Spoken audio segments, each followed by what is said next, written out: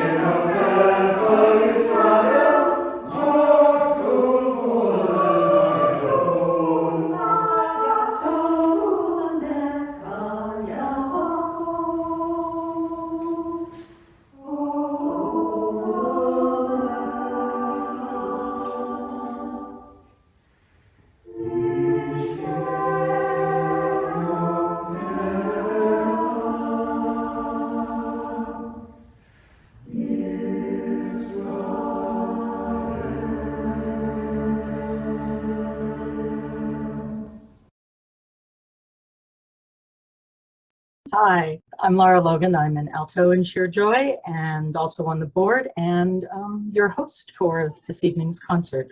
So in naming this concert Songs of Prayer and Wonder, we're acknowledging that we're living in challenging times. The next couple of songs reflect that. In May, composer Amanda Udis Kessler composed this poignant round inspired by words from the book of Jeremiah. The song mourns the loss of children taken too soon. Shir Joy's treble voices will join to sing this a cappella lament, Weep Like Rachel. After that, the text of the next song, I Believe, was discovered by Allied troops at the end of World War II. It was written on a basement wall in Cologne, Germany. The text is, I believe in the sun, even when it's not shining.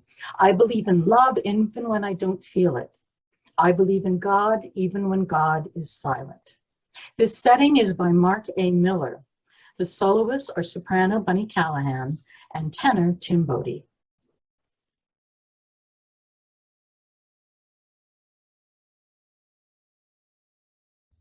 Weep like Rachel, weep for the children, refuse to be comforted, they are no more.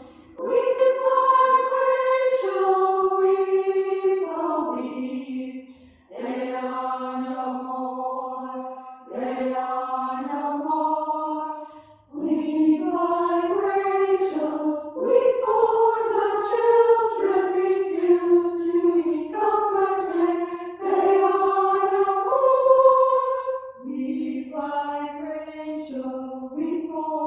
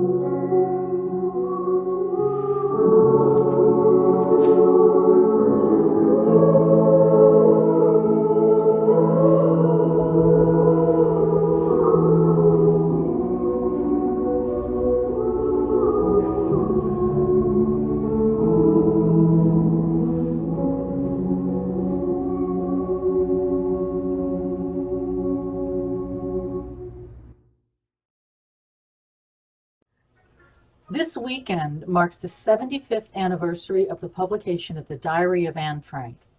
Her family fled Germany to Amsterdam in 1942, where they hid in what Anne called the secret annex in her father's office building. One of the few possessions Anne took with her was a diary she'd received as a 13th birthday gift just a few weeks earlier. She wrote in it over the family's 25 months in hiding, filling the diary's pages not with words of despair, but of hope. Anne and her sister Margot died of spotted typhus in the Bergen-Belsen concentration camp in Germany, but her diary, as we know, survived. In it, she had written the express wish that it might someday be published. Anne's father, Otto, was the only member of the Frank family to survive the Holocaust. He helped fulfill his daughter's wish to have her diary published. Today, the Diary of Anne Frank is published in over 70 languages. The text of our next piece, Birdsong, comes from a collection of poems written by children who were incarcerated in the Terezin concentration camp in Czechoslovakia during World War II. In the face of despair, these children wrote of their experiences and their dreams for the future. The unknown author of this text writes of the beauty of the world rather than the horror of their present circumstances. The text's positive and uplifting message is a striking contrast to the backdrop of war and the loss of personal freedom. This setting of Birdsong is by Paul Reed and has been adapted for 4-part chorus.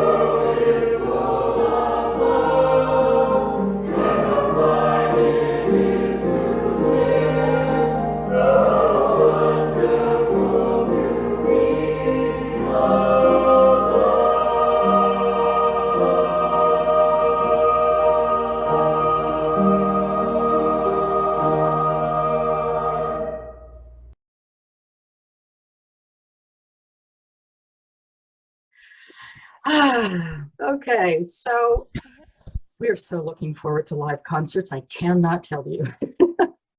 So one of Shir Joy's basses, Bill Martin, brought the next song, Nasu, by Rabbi Josh Wachowski to our director, Nan, and she took it and arranged it for us specially. Rabbi Wachowski is a composer, a song leader, and educator. His mission is to help people find a spiritual and meaningful home for themselves. And part of the way to do that is through Jewish sacred text and ritual, and in the chain of tradition passed down from generation to generation.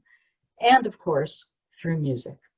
Nasu comes from Psalm 93, evoking the strength of faith through the power and sound of the ocean. We're fortunate in Shir Joy to have a number of instrumentalists willing to share their talents with the chorus.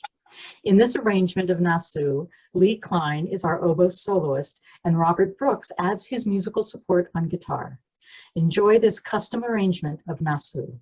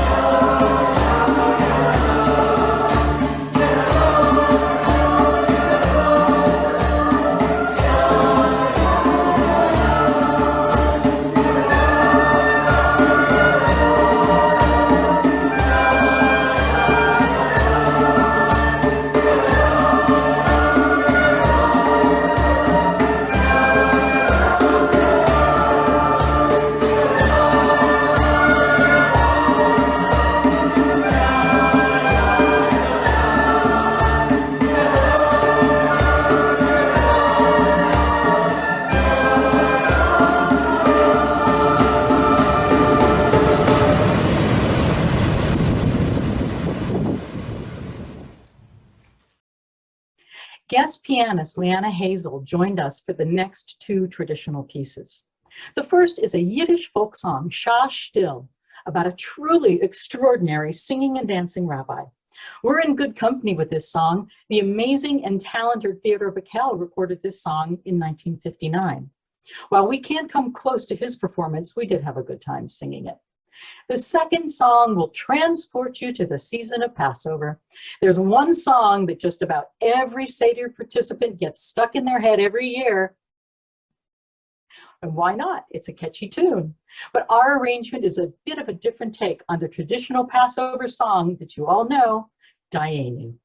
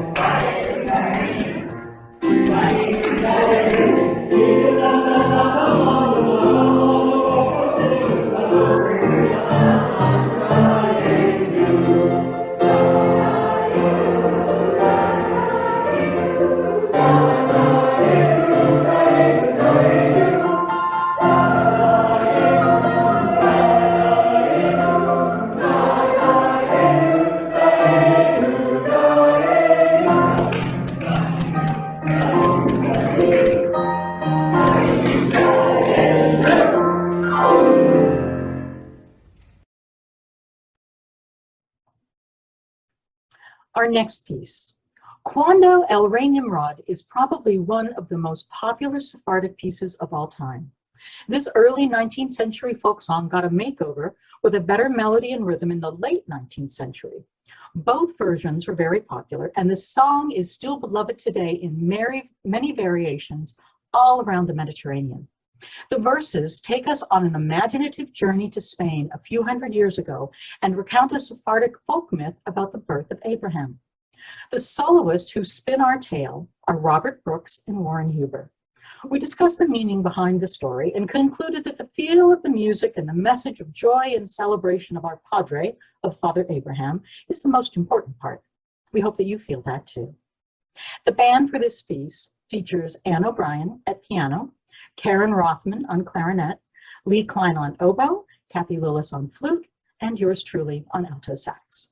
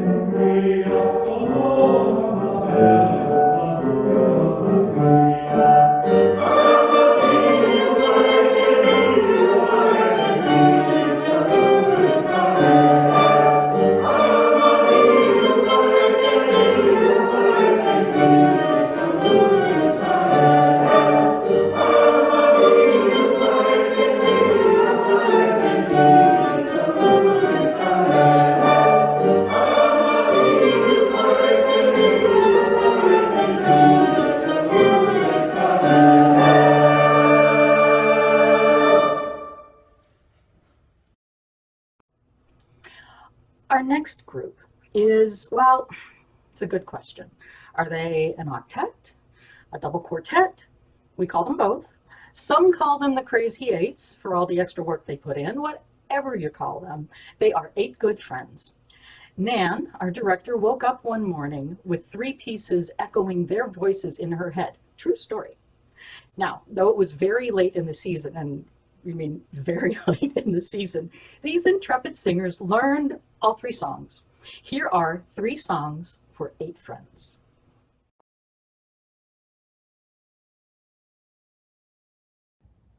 Magadu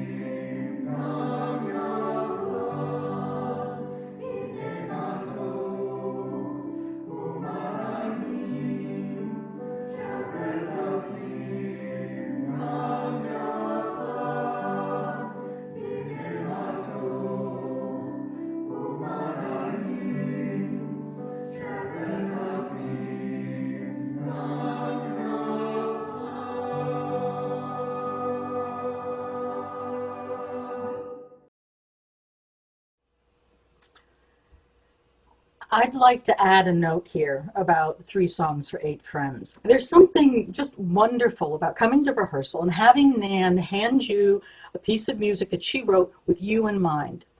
Nan's talent as a composer is a treasured bonus that most choral groups just don't have. We in the Crazy Eights are honored to have such a musical opportunity. And the entire chorus benefits from Nan's creative efforts, concert after concert. So thank you, Nan. Our next two songs take us half a world away to Ukraine. Ukraine was once home to vibrant Jewish communities. Unfortunately, many of those communities were decimated during the Holocaust, but their music lives on. We were privileged to be able to learn these two liturgical Ukrainian songs written over a century ago and sing them in the spring at a B'nai Shalom Shabbat service. We sing them for you now, Hashkivenu and Vishamru.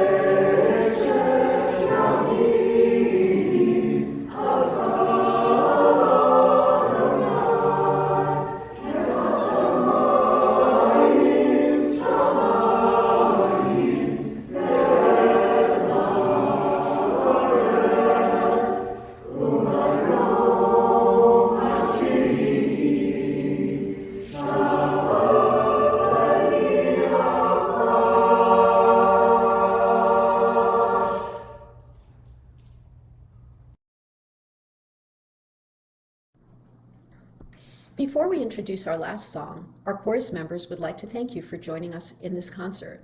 Virtual concerts are a mixed blessing. You don't have to travel for them, but sometimes there's technical glitches, and we all miss the magic of live music. We sincerely hope we'll be live for our winter concert. Shir Joy is a nonprofit organization and operates on membership dues, the generosity of individual donors, and community support. A huge thank you to Congregation B'nai Shalom of Westboro for providing us with a beautiful rehearsal and performance space. I also wanted to extend thanks to Laura Logan, who was the main person who did introductions today, who is a member of our board of directors and who thanked the rest of us, but of course not herself. Funding for Shir Joy concerts are provided in part by allocations from the Jewish Federation of Central Massachusetts and a grant from the Westboro Cultural Council. We have been so blessed to have these two organizations provide us with grants every single year since we started 13 years ago. The Massachusetts Cultural Council is a steadfast supporter of the arts throughout the state, and Jewish Federation support enables many small and large nonprofits to thrive. Thank you also to Avidia Bank for supporting our musical efforts. If you are a donor, to see your name as well as the names of all of our individual and business supporters, please take a look at our website, shirjoychorus.com. If you have not previously done so and are able, please donate to Shir Joy now if you can to help ensure our future. Please support our sponsors as they support us. Our last piece is coming up next, and now's your chance to sing, maybe even clap, and maybe even dance, on mute of course. Klezmer music began in the late 1800s in Ukraine and in other Eastern European countries. These pieces often begin slowly and dramatically with a single wordless voice called a nigun or an instrument and reflect the mixed emotions of sorrow and joy in ever present in life. Nan Gibbons, our director, wrote a prayer to go with this historic Ukrainian tune, Odessa Bulgar. We present to you tonight Prayer for Ukraine with our chorus, plus Mitchell Schwartz on trombone, Laura Logan on tenor sax, Lee Klein on oboe, Kathy Lillis on flute, Ann O'Brien on piano, and yours truly on clarinet. Thank you again for coming. We'll stay on Zoom for a few minutes after our last piece. Now remember, be sure to sing when you can. Every time Lila Lai comes up, it's your turn to sing with us, and feel free to dance around the room as well. Here you go, Prayer for Ukraine, Odessa Bulgar.